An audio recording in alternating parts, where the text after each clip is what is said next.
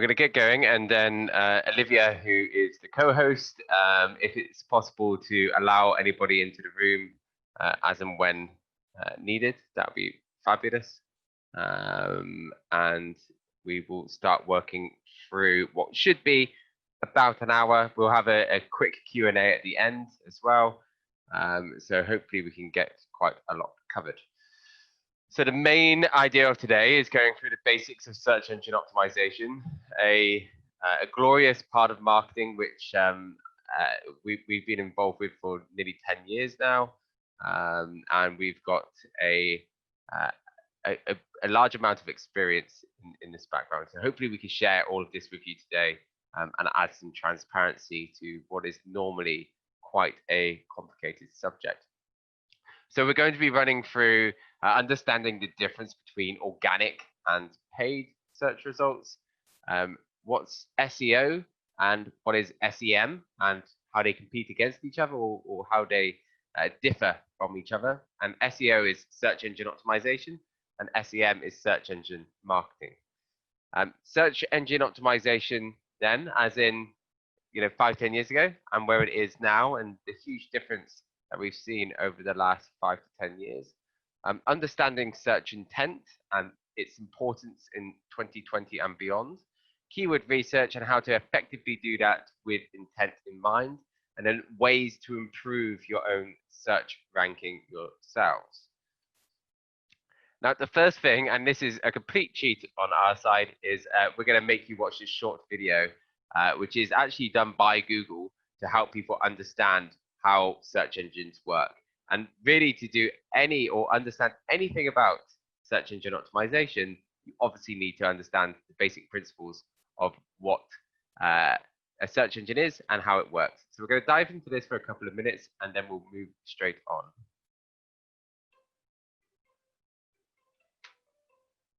Every day, billions of people come here with questions about all kinds of things.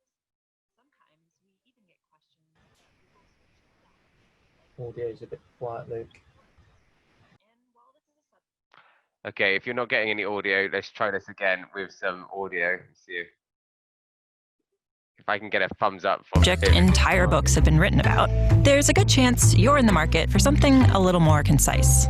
So let's say it's getting close to dinner and you want a recipe for lasagna. You've probably seen this before, but let's go a little deeper. Since the beginning, back when the homepage looked like this, Google has been continuously mapping the web, hundreds of billions of pages, to create something called an index. Think of it as the giant library we look through whenever you do a search for lasagna or anything else. Now, the word lasagna shows up a lot on the web. Pages about the history of lasagna, articles by scientists whose last name happened to be lasagna, stuff other people might be looking for. But if you're hungry, randomly clicking through millions of links is no fun. This is where Google's ranking algorithms come into play. First, they try to understand what you're looking for, so they can be helpful even if you don't know exactly the right words to use or if your spelling is a little off. Then they sift through millions of possible matches in the index and automatically assemble a page that tries to put the most relevant information up top for you to choose from. Okay, now we have some results. But how did the algorithms actually decide what made it onto the first page? There are hundreds of factors that go into ranking search results, so let's talk about a few of them. You may already know that pages containing the words you search for are more likely to end up at the top. No surprise there. But the location of those words, like in the page's title or in an image's caption, those are factors too. There's a lot more to ranking than just words. Back when Google got started, we looked at how pages link to each other to better understand what pages were about and how important and trustworthy they seemed.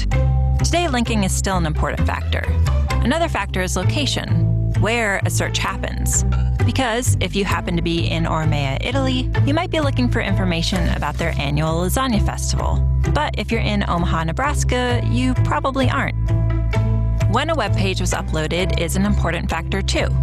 Pages published more recently often have more accurate information, especially in the case of a rapidly developing news story. Of course, not every site on the web is trying to be helpful. Just like with robocalls on your phone or spam in your email, there are a lot of sites that only exist to scam, and every day scammers upload millions more of them. So just because instantvirusdownload.net lists the words lasagna recipe 400 times, that doesn't mean it's going to help you make dinner. We spend a lot of time trying to stay one step ahead of tricks like these, making sure our algorithms can recognize scam sites and flag them before they make it to your search results page. So let's review.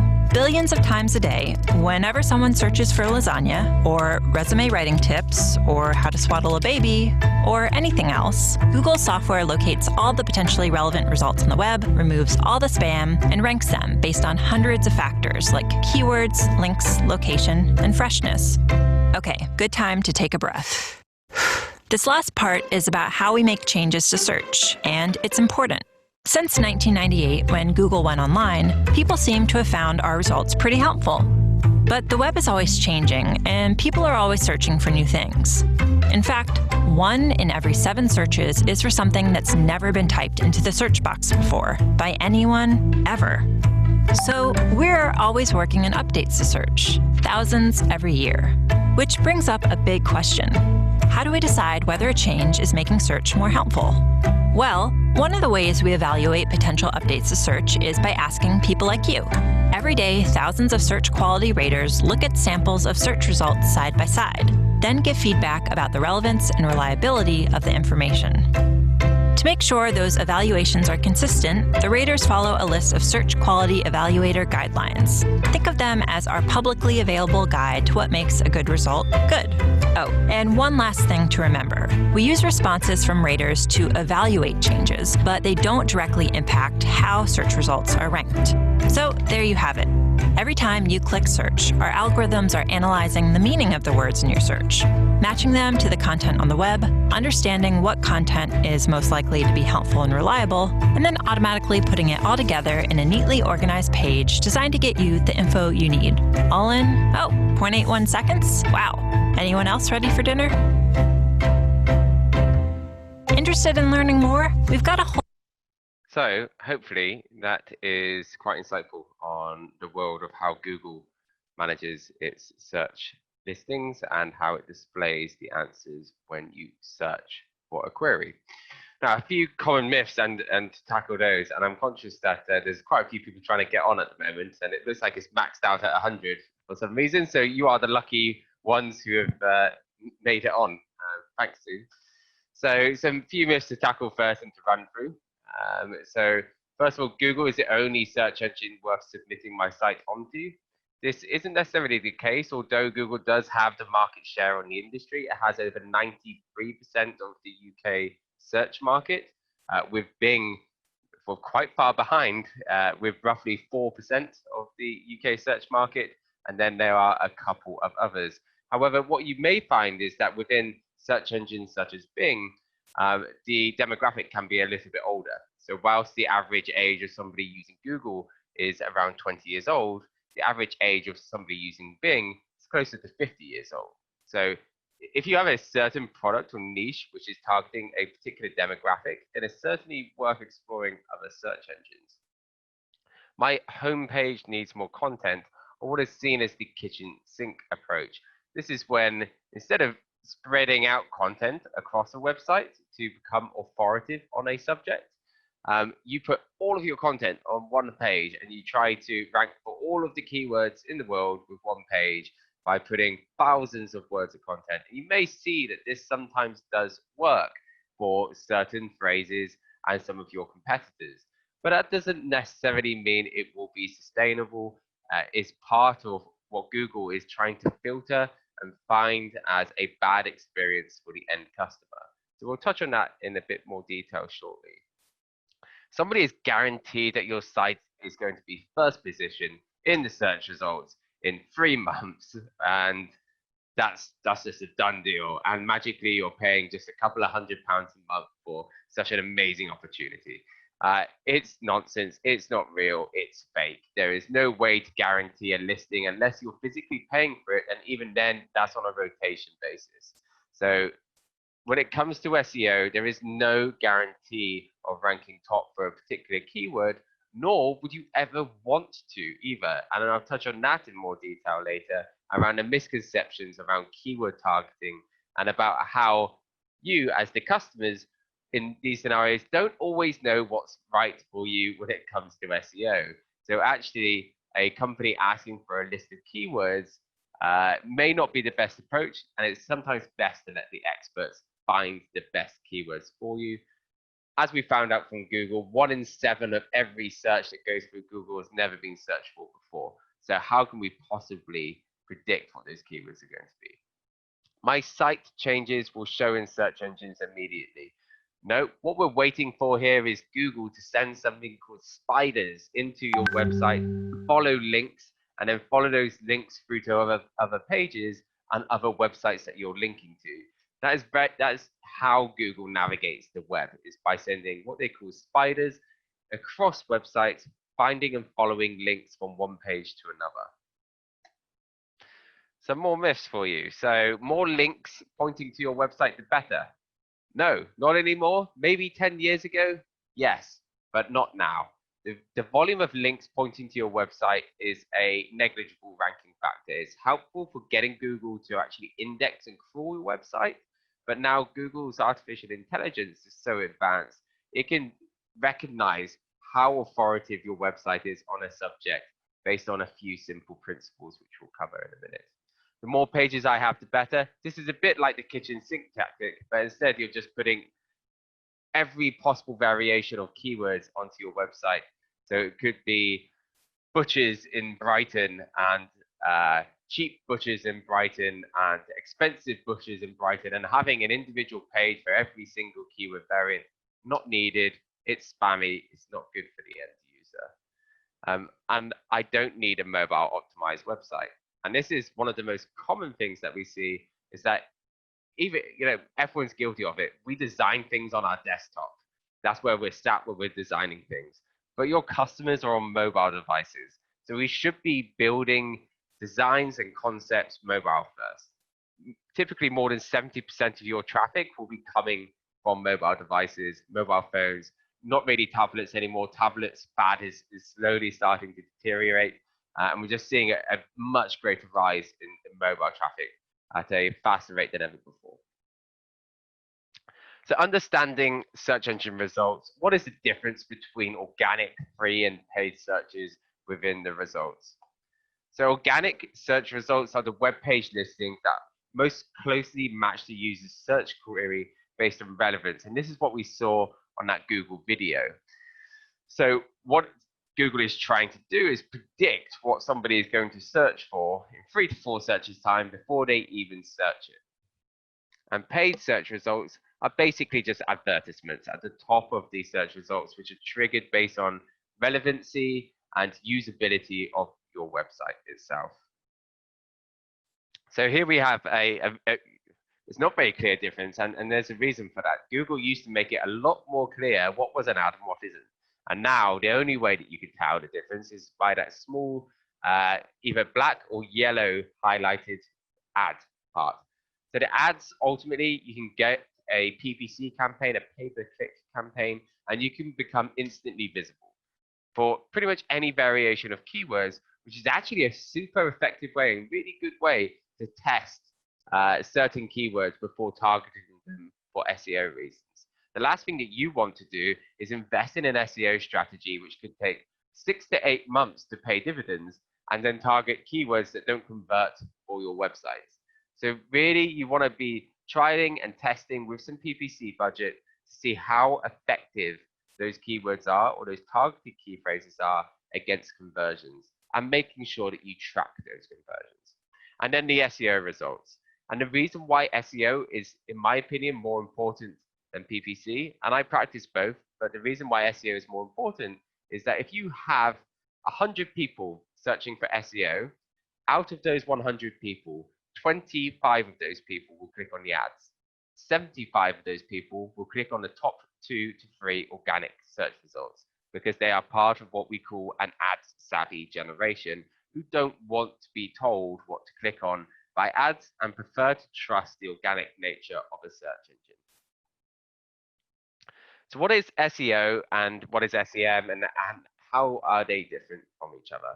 So SEO is the process of optimizing your website for the purpose of getting free organic traffic from search engines to your website. An optimized website is more easily understood by search engine crawlers, those spiders that I was describing, and this increases the chances of ranking higher in the SERPs, or otherwise known as the search engine result pages. Both processes aim at increasing overall visibility. However, search engine marketing is the overall strategy, which is all-encompassing of all other aspects of digital marketing. When we look at SEO, or search engine optimization, in 2020 and beyond, it pretty much covers every channel within digital marketing, from PR to affiliates to graphic design to front-end and back-end developers to content writing to social media. All of these areas are fundamentally important to affect SEO. And by not having one of those channels performing correctly, then SEO is never going to be working at its optimum value for you. So search engine marketing, it covers all aspects of digital presence, from brand visibility, paid and organic, and even social media. So it is covering all different areas. The ad results are not always the most relevant to what you're searching for online, which is why that if you search for a red sports car, an ad for a Porsche or Ferrari may come up. Not an exact match for a red sports car, but they have targeted somebody searching for sports car in that scenario. Whereas organic results are typically pretty good at filtering out what's most relevant for somebody and what they're searching for. Okay, so we've got SEO then and SEO now. So I hope many of you remember back 10, 20 years ago to be fair, we're still haunted to this day with the emails that come through to our inboxes. I'm sure you all get them saying that we will get you to the top of SEO on Google for $1.99 a month and send us 10 keywords and away we go, and we're on that magical journey. And the amount of people who have fallen victim to this over the years means that SEO has a bit of a black eye. So that is ranging from people keyword stuffing, so literally putting in the same words over and over. Like, if you are interested in SEO, then as an SEO expert, I am the SEO expert for your business. So if you want affordable SEO, then use my SEO services today, and I will be the best SEO that you can find when you search for SEO in your region against all other SEOs. And this isn't an uncommon thing to see on the web, sadly, and some still slip through the filters, but this is something which is frowned upon and will get your website penalized eventually. Buying links from private blog networks, or PBNs, is another catastrophic failure that is waiting around the corner. Any link swapping schemes where you're swapping links with another business, or you're buying links outright to point to your website, if that link source gets caught by Google, all websites associated with that primary website will also be penalized, which in some cases can mean complete de-indexation from Google. So if you look at Moonpig a couple of years ago, they were actually completely removed from Google search engines for bribing bloggers by giving them flowers to give them follow links pointing to their website, which made them rank top for Mother's Day flowers. Google's retaliation to this was to completely remove them from Google search index, ultimately costing them millions of pounds in revenue. Now, it's not so drastic, but equally, I've seen many small businesses go under where they have tread that line too thinly and then being removed. And that's your brand. If they search for your company name and you're not showing anymore, but your competitors are, there's a big issue about that. Doorway pages. So this is manipulation and trying to trick Google into show a page over another one. It's a dark art tactic from which you probably won't know much about, and you probably wouldn't even notice it happening, but it's quite savvy and clever, but equally a very easy way to get a penalty. You've then got blog comment spam, which if you have a WordPress website, you will notice the amount of random spam comments saying about how you can get Nike Max and Viagra online, cheap, buy it now. And these are comments left in forum spam by very outdated SEO practices, which are trying to trick Google into passing page rank from one website to another. You have meta tags, which goes into manipulating the code of the website. You then have the quantity of content, so lots of people adding huge volumes of content to pages which add very little value. Invisible text, so white text on white backgrounds, repeating the same word, SEO, SEO, SEO, SEO, over and over again. And then we have a series of updates trying to eliminate all of these practices over the last few years.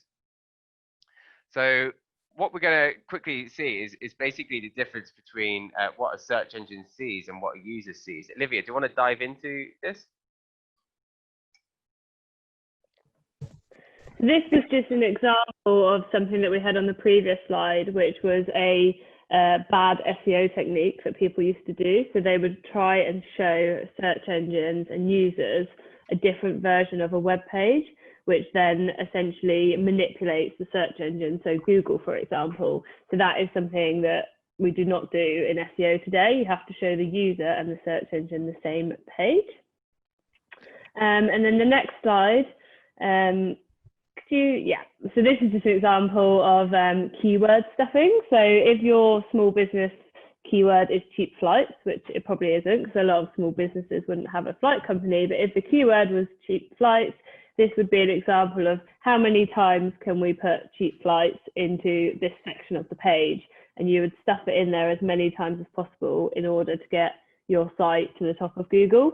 Nowadays, it's a lot harder than that. So that's not essentially what you can just do to rank now.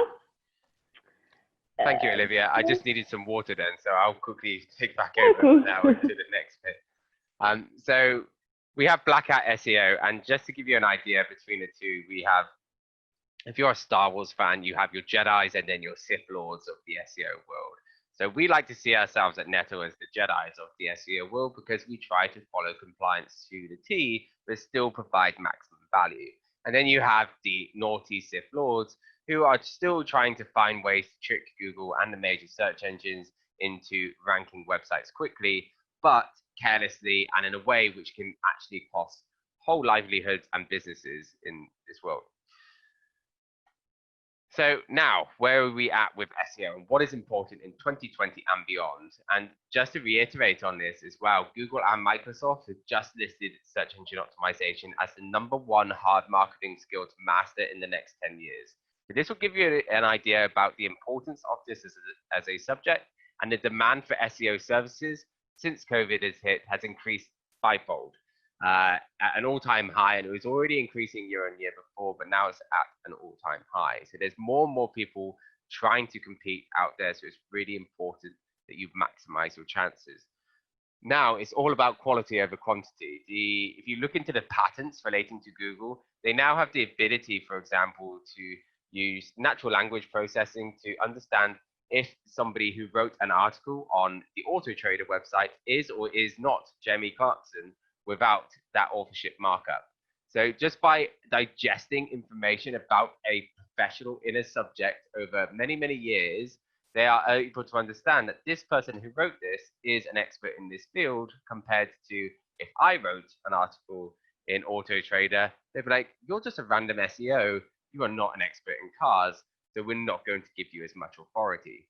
Which, when it comes to being a small business owner, is super important that you are passing on your knowledge and expertise across through into your website, and trying to do that as much and as frequently as possible. And Google will reward you for this. If you are doing this alongside the technical SEO with companies like ours can offer or are offering you right now as a service, then that is the golden way to make this work and to increase revenue. It's almost a dead cert that it will be an effective route for you. Natural and relevant links is the next part. So this basically goes down to, are the links pointing to your website that you're generating, are they relevant and are they useful, both for search engines and your customers? A great example would be that if you are based in Manchester and you are selling stationery, then you would want ideally some links from maybe the local press based in Manchester, and as well maybe some blogging websites around stationery pointing to your website. You don't want to be generating random links from irrelevant areas which don't add any value. Picking only a few is a really super effective way. One way that I really like to do this personally when I've worked on campaigns is donating money to charities and working with schools. So a really great link that you can get is getting a local school sponsor their football kit or their netball kit, get them to put a little blog article on their website talking about this great company who's helped them out, and get them to put a link through to your website. A really nice, ethical way to generate a link. And if you're clever with your accountants, then you could probably offset that from a tax perspective as well. So then we're looking into user intent and trying to predict what somebody's going to search for before they even realize that they're going to search for it. And this is where most people and businesses get it wrong when they get asked, what keywords do you want to target? Because they will naturally gravitate to the short tail ones like, hey, I want to rank top for HDTV.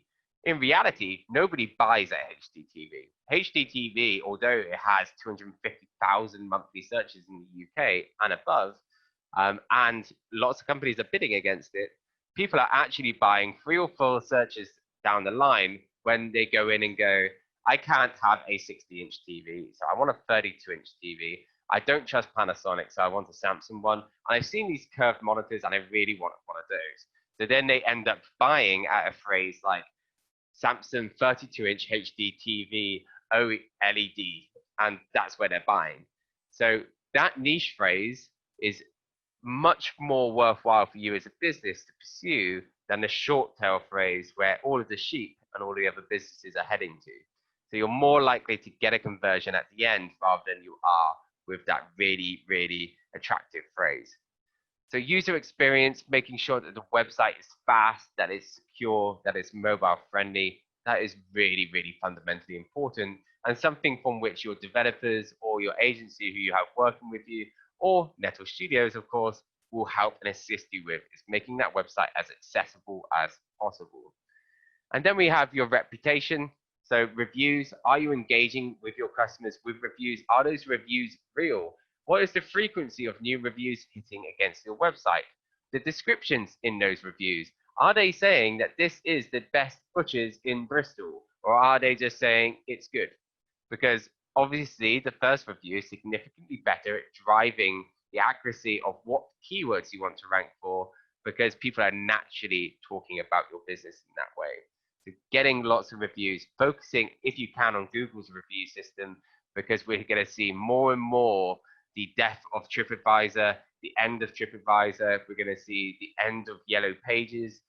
We're going to see a lot of that happening within realistically the next 12 to 18 months. Then we have EAT, from which Olivia will cover shortly. And we also have things being mobile first and ultimately data driven. There is so much data available online, not just used for evil purposes like Cambridge Analytica, but ways that we can use trend analysis in our favor to predict when demand for a certain product is going to reach its peak, and therefore when we should be optimizing for those phrases compared to other times. So, Livia, do you want to take over a second while I go and grab some more water? That'd be fab. Yeah, sure. So this is where Luke was talking about the search engine results pages. So this is an example of if you were on your mobile and you typed in cake, for example, many years ago, there would just be a long list of results for pages relating to cake. The way things have changed now is, for example, here on the left-hand side, you have top stories. So you have stories, for example, are we all cakes in disguise? And then you have all the list of the top stories. And then on the right-hand side, you have all the information that Google knows about cake. And then you have like cake decorating books, for example. So this slide is just to reiterate that in SEO and search engine results pages now, there are a lot of different types of results that you can appear for as a business. And you need to ensure that your website is optimized to appear for the results that are relevant to your keywords. Then another example, so we've got nutrition facts about cakes, videos about cakes, people also search for, so Google likes to tell you basically people always also search for cookies if they are looking for cakes. And then cake shops in the local area. And that's where, as a local business, you need to make sure you're in that local map pack, is what it's called. So if people are looking for cake shops, make sure you are at the top of there. And the way you do that is through SEO. So now I'm going to speak about EAT, which is what Google previously mentioned. Not Google, Luke previously mentioned. EAT, to put it quite simply, it is about expertise, authority, and trust. And this is something that search engines are increasingly saying is more important in SEO today. So as a website, you need to show a high level of expertise, authority, and trustworthiness. And for example, on a Your Money, Your Life website, which is another theory that sort of Google puts out, is Your Money, Your Life stands for any website that could impact people's happiness, health, wealth, or finances, for example. So depending on the type of business you are, if you have a website or a business that is selling a financial product, or you have blogs talking about health, you need to ensure that your content shows a high level of expertise, authority, and trust. And there are many different ways that you can do that. So a few tips here to show that is to invest in your business reputation. So this is what we were talking about earlier. Reviews are more important than ever. It was only yesterday that a new article came out from one of the top people in Google who said that Google will be able to see if there is a lot of negative sentiment about your brand online. So I know as a small business, it can be really difficult because people are always going to leave negative reviews, but they don't always leave the positive reviews. But as a business, you don't need to be an SEO person to try and tell your customers to leave positive reviews about you on Google. There's lots of different ways that you can do that and incentivize them. And then, SEO is hard. So back to this. So another thing to improve EAT is to invest in a secure website. Security is super important now. There's a way you can do this. It can be a bit complicated, but just ensure that your website has a secure certificate on it. Also, company information pages. So best practice for any business, whether you're a small business or a big business, is to tell people information about your company. Any website should have information around about us pages, contact us pages, anything that if you are a customer and you're looking for something, you need to be able to find that information about that company. And then also relevant relationships and content on your website.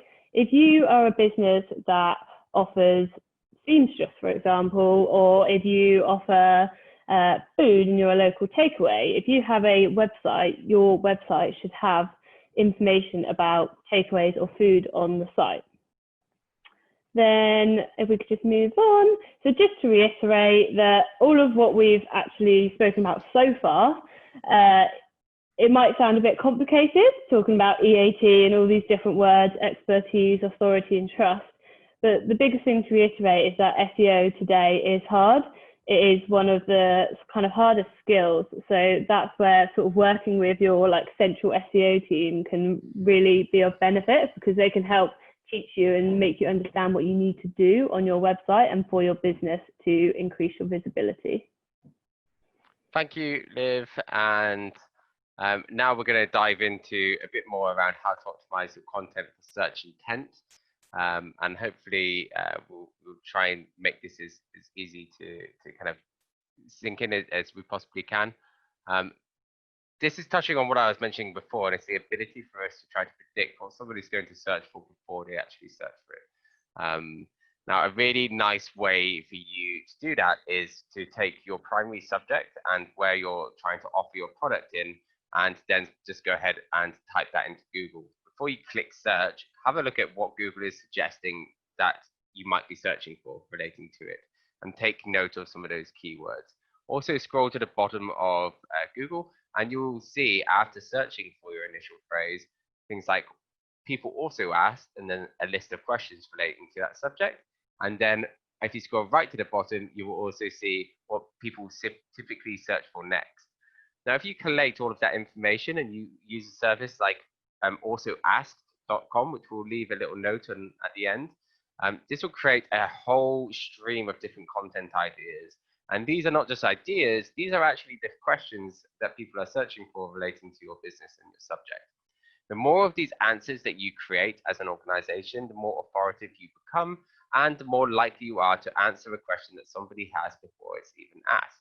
And that means that Google will reward your website with more visibility online, which is really, really, really useful.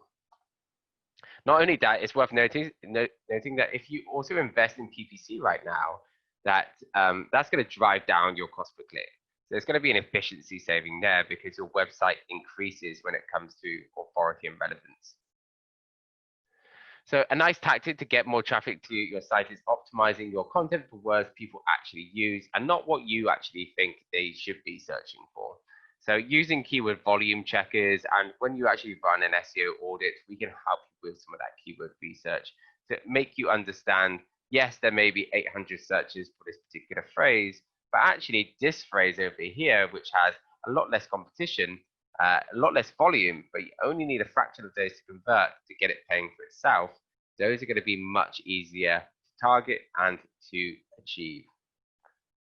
So understanding search intent, you can use the tool also ask.com, which I'll leave in the notes at the end.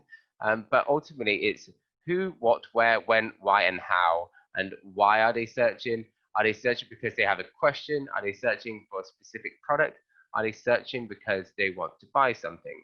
So a really good example on this is you may end up optimizing for recruitment jobs, but you don't know if that's somebody who's looking for a recruitment job, somebody who's selling recruitment job software. You don't know the nuances and the niches relating to somebody searching for that short tail phrase.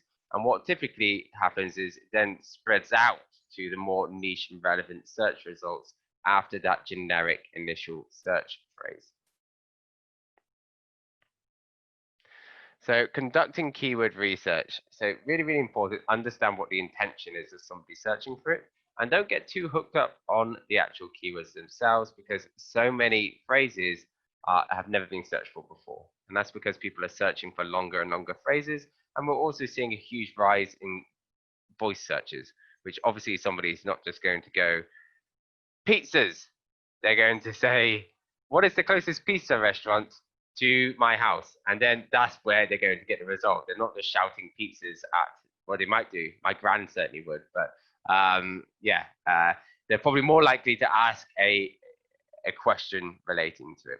So get those questions nailed down. What you can then do is use a tool like Google Trend Analysis to input that question or phrase or topic, and you can then see seasonal demand for that subject, which allows you to construct marketing campaigns around data, not once again around, hey, this is when we've always been busy, so that's when we're going to be busy again. Really, really big faux pas is following what's always been, and it's, I think the definition of insanity is just repeating it over and over again. So use actual data of what people are searching. Although your brand and your business may have its own trends and seasonal trends, it's likely to be different, very different than the common market. So we've kind of covered through a lot of this using Google Trends where possible, trying to, when you're describing products on your website, if you're running an e-commerce store, not just to take the generic description of that product, you have to invest time, and whether that's paying somebody to update every product description on your thousands of products that you have listed, or you're adding a description for the overview of the products in a range. Either which way, you need to make sure that you are creating unique, original, and useful, engaging content. This is an example of using Google Trends and how you can map, obviously, the trends when it comes to hand sanitizers in this scenario, and how you saw a huge, huge spike in demand. This is a free tool that is available to everybody. Also, if you already have a live and existing website, then you can use Search Console, which is pretty much the heartbeat of Google's positioning of your website online. So Google Search Console, you can connect your website for free by adding a bit of code into the header. If you get stuck with that, you can ask your friendly local SEO crew to help you out with that. And once you're in there, it will give you over 1,000 different variations of how Google finds your website relevant on the web and where you're positioned for those keywords straight from Google's mouth. And it will tell you where you're positioned and how you can even improve upon it as well. So why are my changes not showing in the search results? Kind of touched on this earlier, but it's ultimately down to how fast Google and the search engines are crawling your website. Google will not crawl your website if it's been stagnant for a number of months. It goes, I'm not wasting my time and computing power to go over to this website to see if there's anything new, when historically they haven't been updating anything new in a long time. If you start having fresh links pointing to your website, new reviews, new buzz or brand comments on social media, or new fresh content on that website, and then there's a new link pointing to it, Google will index it and then say, you know what, I'm going to come back next week and see if there's anything new again.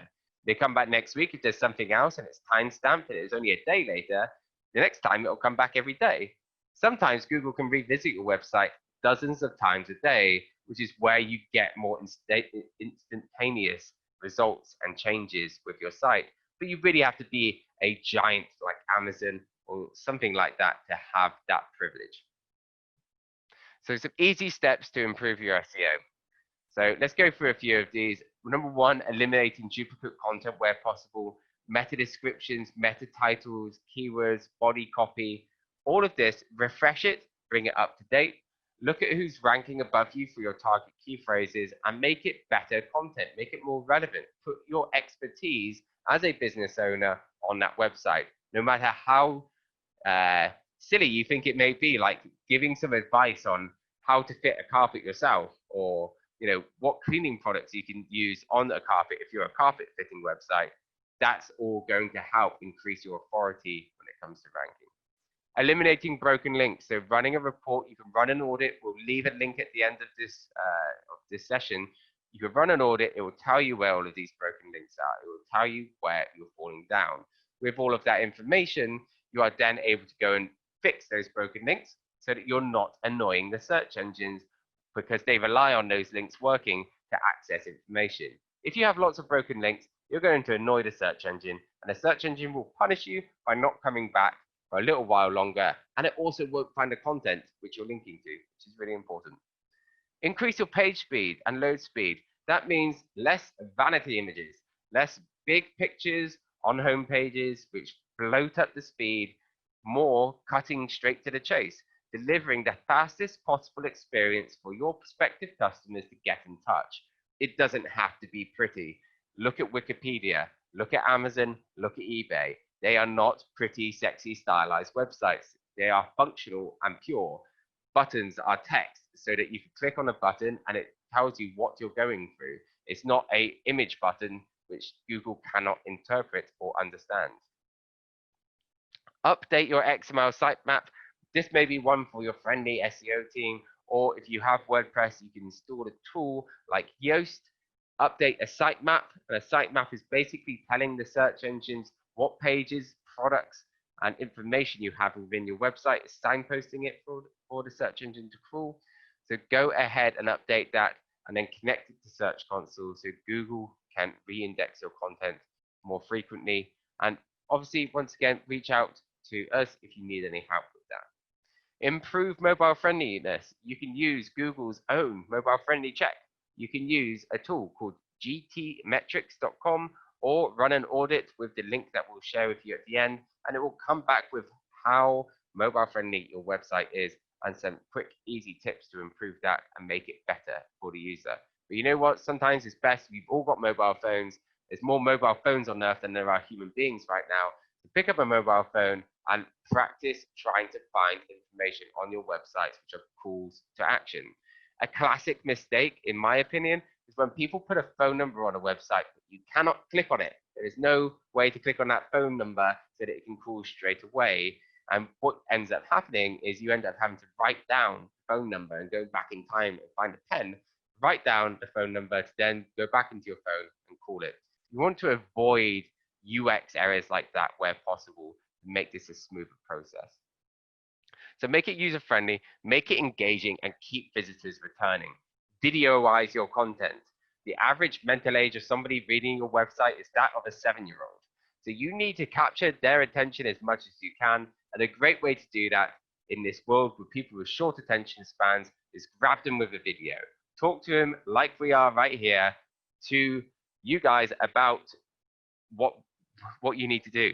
And that's the same in every single industry, whether it's how to cut a slice of meat, to how to bake a loaf of bread, to how to install a carpet.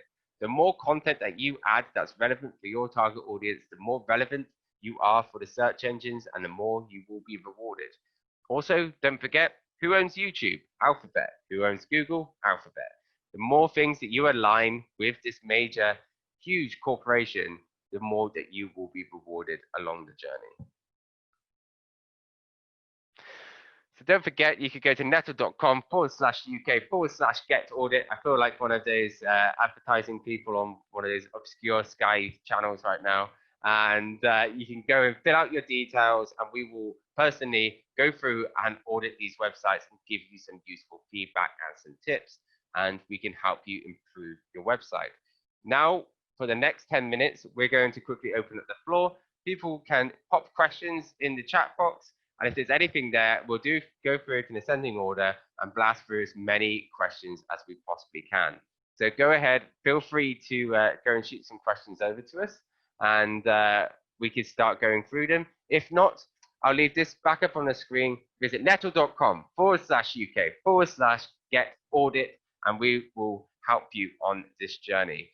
You are the lucky 100. After all, over 250 other people couldn't make it on this call. So I think the directors and my bosses are going to not be happy with me for messing that up. But hopefully I can add value to you 100. So any questions, please fire away.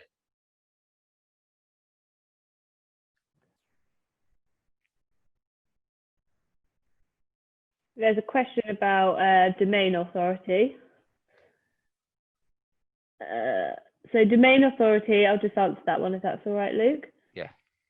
Domain authority is basically a score from 0 to 100 developed by a company called Moz. It's not anything that Google uses, but it will help you. It helps give an indication of the authority of a website and the ability for that website to rank. So the higher domain authority, the closer to 100, the better. But you shouldn't take domain authority as the only kind of answer. You need to look at different metrics and also look at where you're ranking and look at different like competitor pages. But ultimately, the higher domain authority, the better, but don't only use that metric. It's just one metric that an SEO company developed, and it's not used by Google. So what is your thought on images for photographers' websites, please? Yeah, really, really good one. So I've worked with a fair few wedding photographer accounts over the years. And one of the best ways that you can do this is by putting your images out there on social media, but when you take those images and you save them to your computer, you want to compress them. And that's called lossless compression. So you can use a free tool like smush.it when it comes to a WordPress website, or if you search lossless image compression on Google, which I'll type in here so that you can actually see image compression. That will shrink down a really, really big image into something digestible for a computer.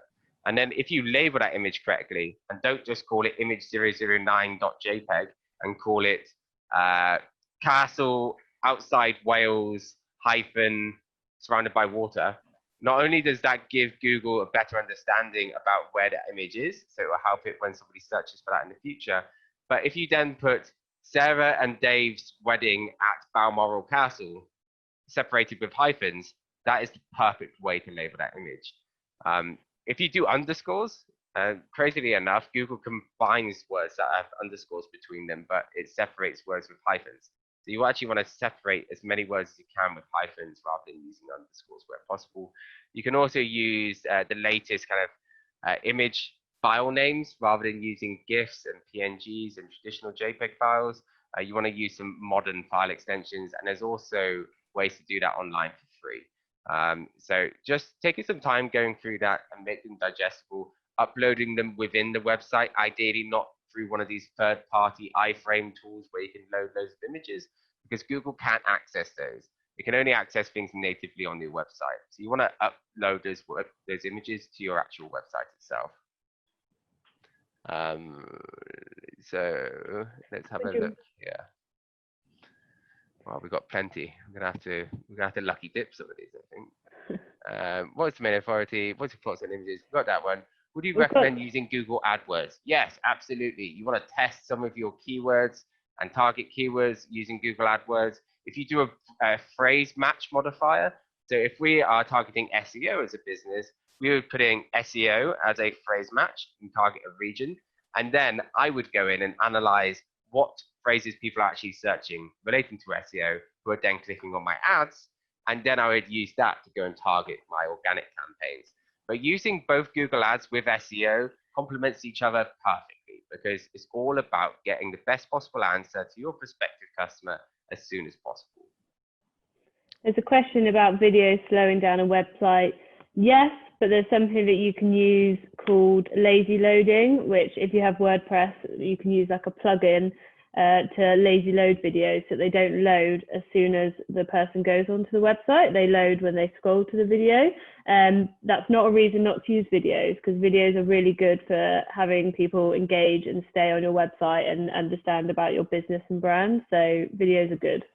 And also if you use something called a content delivery network, which basically spreads out all of your media files across numerous places on the web, which not only adds an extra layer of security for your website. So if you don't have an SSL certificate, you can get one free from cloudflare.com. And you can go ahead and go on there. There's no affiliate to us at all. They're a really, really great service. You may have noticed who uses Cloudflare when about 1/3 of the internet went down recently. Normally it's very, very good. It adds extra layer of security, and it speeds up your website by spreading all of your content out rather than having a single track road for all of your content to load through. So are you sending this PowerPoint to us all automatically? Yes, we certainly can do, and I think that would be a worthwhile thing. And also we could send a link to this video just in case you do want to listen to it. Are most people in here local businesses or national? They are local. I assume what you mean by that is, are they local businesses targeting local businesses rather than big nationals? I would probably say it's the first. I would say the majority here are local targeting local, but within that all we see an awful lot now, and a bigger increase of, for example, we have a great upholstery company who's just moving out of just the Southwest and now targeting the whole of the UK. Because why not? You know, there's the ability, that's the joy of the internet, is to be able to branch out and spread your wings. So your remark on quality first, what is the optimum size for a website? There is no like optimum size, because you have things like content delivery networks which you can put in play, which kind of spreads this out. The optimum speed is sub 1 second, which you can use Google page speed to find out if you are loading in that time. I would hazard a guess that most of you on here will be anywhere from 6 to 10 seconds. So there's an easy one to gain and increase, and you can check that out for free with the audit as well. How much of a change to a page needs to be made to recognize as a change? And if a subpage, only a monthly blog to a site is added, does Google still see the homepage as stagnant? No, it's seeing the whole website. So, which is why we bundle in content creation into most of the SEO packages that we offer, because it gets Google to come back and re-index the website. Ideally, with any SEO campaign, this is not something with any business you could ever, at any level, just say, here's a couple of £100 a month, go away and make me rich. This has to be something that you're passionate about and you actually want. This is not a box ticking exercise. If you have the expertise for your industries in your head, you need to find time to add that value to the website, whilst companies like Nettle will add the technical value and the complex parts, which we don't expect you to understand. But even when we work with big multinational organizations, so like Hotel Chocolat or other big high street brands, they are still doing a lot of the legwork because they have the knowledge. We have the knowledge of SEO, not your individual specialities. So it answer to your question, not a huge amount of change, but really you do want at least like one large new thing happening to your website to get Google to come back and re-index. I know it's a bit basic, but where do you go to put in SEOs? I'm totally new to this. So I think what you mean by that is, where do you put in keywords? it may well be that if you're completely new to this and you didn't catch the whole thing, or you join later on in this call, Rachel, that you actually do fill out this audit form and get one of us to reach out and speak to you. And we can either get you started. We're not going to try and pressure sell anybody into buying SEO. That's not what we're here to do. Ultimately, in theory, if you want to work with us, then you would end up working with us. That's the way that we see it. So you only ever speak to people who are trained in SEO. So yeah, I would go ahead and fill out the form and get some feedback from one of our experts to get you going. I was told that more backlinks you have on your website to pages on the same website, the higher ranking SEO.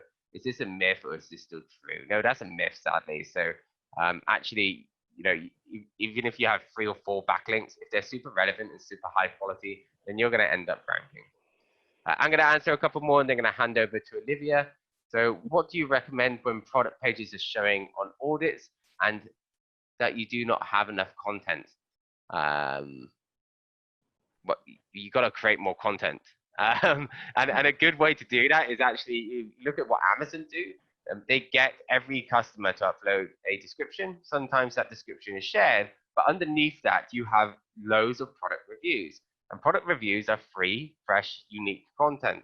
So trying to get reviews from your customers and putting those on the product pages is super useful. So I would focus on getting some reviews and trying where possible to create compelling new content. Very helpful. Sorry I disappeared for a short time. No problem at all. I can see that you're busy being a seamstress, so that's absolutely fine. Stephen, compressed JPEG is one of the best wedding upload images to Google My Business. Spot on, Stephen. Turan, how best to use alt text and file names at the moment? The alt-text and image file name same. Yeah, absolutely, Turan, you got that nailed. So just keep on being as descriptive as you possibly can, and that's the way to do it. So alt text, you really want to describe what's in that image, and a file name, really, you want to be a short tail or keyword focus. So once again, it's Balmoral-Castle for the image alt text, and then maybe the alt text is Stephen and Dave's wedding at Balmoral Castle, as an example. Best keyword checker site. Well, we'll hopefully share with you guys the Nettle's own SEO tool soon, and you can get dived into that soon enough. But there are some, if you just go onto Google, type in free keyword checker, there are some free ones. You can do up to 100. The tool that we're releasing is free, and you can add as many keywords as you want, and you can also do your trend analysis. Just to add to that as well, we mentioned earlier about connecting your site to Google Search Console. A good way to find keywords is just to find the words that people use to come to your site, which you can find in Google Search Console under queries. Yeah. So, so video put on YouTube, then linked to website. Spot on, Stephen. I embed my YouTube videos in my website. It got lazy loading down, so that's good. And use a CDN to run if possible. I used to just wait for clients to leave reviews, but over recent years, I've actively encouraged them and found them to be both beneficial. Sometimes I copy and paste them into a website. Spot on. Repurposing content from social media and publishing that on the website is a great way to get unique content. Great presentation. Thank you. I have another meeting. Cheers, Shane. Thank you. Zoe, how often would you recommend doing an SEO audit? Depends on how frequently you're updating content on your website. I would say every week is ideal, especially to keep up with the times. Hello, Luke. Great presentation, Luke and Olivia, but I need to pop out for some lunch. Enjoy your lunch. Thank you very much, everyone. We're at the end of the questions. Join us again in a week or 2 weeks' time, and we're going to go through the next stages. We plan to continue doing this. If you're not a Nettle SEO customer already, then look, inquire, find out. It's super affordable. It's probably the most affordable technical SEO that you can get and money can buy in the UK, and that is almost a dead set promise. I've been in this industry an awful long time. This is not like Yellow Pages and other nonsense out there. This is proper technical SEO, which you are getting the same level of expertise as the high street brands. Yeah, feel free to pop in anything and keep an eye out for the next one, and we'll send you a link for this after. Take care, everyone. Thanks, guys.